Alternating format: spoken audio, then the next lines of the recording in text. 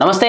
Flipkart కావచ్చు, Amazon కావచ్చు, ఒక పెద్ద ఎత్తున కూడా ఈ వినియోగదారులందరికీ ఒక వ్యసనంగా మారిపోయిందని చెప్పుకోవచ్చు. ఎందుకంటే ఏ వస్తువులు కొనాలన్నా, ఈ తినే వస్తువులు, గృహ అవసరాల వస్తువులు కావచ్చు, నిత్యావసర సరుకులు కొనాలన్నా, తినడానికి తినేటివి ఏవి కొనాలన్నా, లేకపోతే ల్యాప్టాప్స్ కావచ్చు, ఫోన్ కావచ్చు, ఫ్రిడ్జెస్ ఇట్లాంటి వస్తువులను వేటిని కొనాలన్నా వినియోగదారులు ఎక్కువగా తీసుకునే అంశం ఏంటంటే ఆన్లైన్ షాపింగ్. ఈ ఆన్లైన్ షాపింగ్ అయితే బాగా వ్యసనపరులు అయిపోయారని చెప్పుకోవచ్చు దీనికి సంబంధించి. ఎందుకు అంటే పక్కన షాప్ ఉన్నా కూడా షాప్ లో కొన్ని రేట్లు ఎక్కువ ఉంటాయి, 1000 రూపాయలు 100 రూపాయలు ఎక్కువ ఉంటాయని చెప్పేసి కూడా పెద్ద ఎత్తున ఫ్లిప్కార్ట్ లో కావచ్చు, అమెజాన్ లో కావచ్చు, జెప్టోలో కావచ్చు, ఇట్లాంటి సామాజిక మాధ్యమాల్లో వచ్చినటువంటి వీటన్నిటి ద్వారా కూడా కొనే ప్రయత్నం చేస్తారు మనుషులు. ఎందుకంటే ఈ కామర్స్ అనే సంస్థ డిస్కౌంట్ల పేరుతో ఇటు ఏ పండుగ వచ్చినా, ఇటు ఉగాది వచ్చినా, సంక్రాంతి వచ్చినా ఇట్లాంటి డిస్కౌంట్ల పేరుతో 10% డిస్కౌంట్ అని చెప్పి, లేకపోతే కూపన్ ఇస్తాం, కూపన్ లో 50% డిస్కౌంట్ వస్తే సగం అమౌంట్ చెల్లించండి అని చెప్పి ఇట్లాంటివి ఈ కామర్స్ సంస్థ ఎక్కువగా వినియోగదారులను ఆకట్టుకోవడానికి ఇట్లాంటి ప్రయత్నాలు చేస్తూ ఉంటే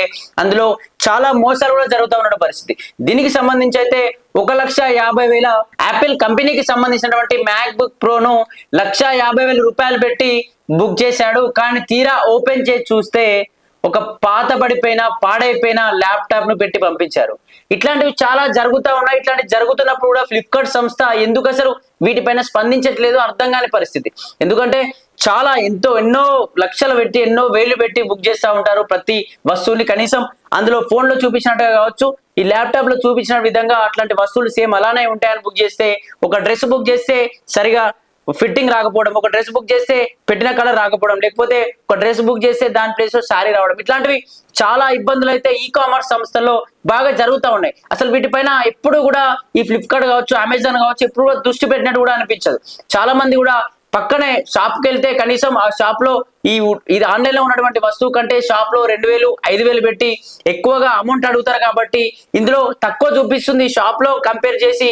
ఇటు ఈ కామర్స్ సంస్థ ఏదైతే ఫ్లిప్కార్ట్ కావచ్చు, అమెజాన్ లాంటి వాటిలో కూడా తక్కువ అటు షాప్ లో కంపేర్ చేసి ఇటు తక్కువగా చూపిస్తుంది, 1000 రూపాయలు 5,000 తక్కువ చూపిస్తుంది. కాబట్టి అందులో కొనే ప్రయత్నం చేస్తే వినియోగదారులకే మోసం చేస్తా ఉందని కూడా చెప్పుకోవచ్చు. మరి నిజంగా ఇటు కంపెనీలు ఫ్లిప్కార్ట్ కావచ్చు, అమెజాన్ కావచ్చు ఇవే మోసాలు చేస్తా ఉన్నాయా, లేకపోతే మధ్యవర్తులు ఎవరైనా ఇటు డెలివరీ బాయ్స్ లాగా కావచ్చు, లేకపోతే ఇతర మధ్యవర్తులు ట్రాన్స్పోర్ట్ సంబంధించినటువంటి మధ్యవర్తులు ఇట్లాంటి ఏమైనా డిస్టర్బెన్స్ వస్తా ఉందా అని చెప్పేసి కూడా ఎప్పుడు కూడా తెలుసుకునే ప్రయత్నం చేయలేదు. మరి నిజంగా 1,50,000 పెట్టి మ్యాక్ బుక్ ప్రోను బుక్ చేసుకున్నటువంటి వ్యక్తి పాడైపోయినటువంటి ల్యాప్టాప్, దీనికి సంబంధించి ల్యాప్టాప్ రావడంతో అతను దీనికి సంబంధించి ఆవేదన చెందాడు. ఎందుకంటే అన్ని వేలు పెట్టి అంత 1,50,000 పెట్టగలిగాను అంటే నేను ఫ్లిప్కార్ట్ ని ఎంత నమ్ముంటాను, అమెజాన్ ని ఎంత నమ్ముంటాను. కానీ పాడైపోయినటువంటి ల్యాప్టాప్ పంపించడం ద్వారా నా ఆశలు మొత్తం నిరాశలు అయిపోయి ఇంకెప్పుడు కూడా నేను ఫ్లిప్కార్ట్ ను కావచ్చు, అమెజాన్ కావచ్చు వీటిని ఎప్పుడు వాడబోను అని చెప్పేసి కూడా డైరెక్ట్ గా ట్వీట్ చేసిన పరిస్థితి. దీనికి సంబంధించి అయితే నెట్టింట పెద్ద వైరల్ గా మారింది.